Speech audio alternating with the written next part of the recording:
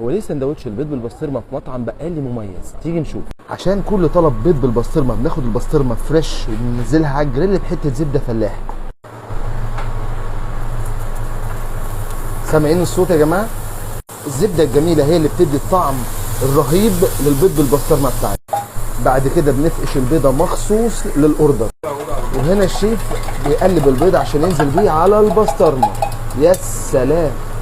وبعد اذن الشيف بعد ما البيض اتقلب لازم احط التاتش بتاعي وانزل بحته زبده فلاحي تاني. يلا بينا نحط البيض في اللقمه بتاعته. انزل انزل انزل. وهنا الشيف هيلف الساندوتش، والميزه كمان ان هتلاقي الساندوتش مكتوب عليه الاسم بتاعه عشان صاحبك اللي ما يلعبش بديل. بيض بسطرمه معمول من القلب.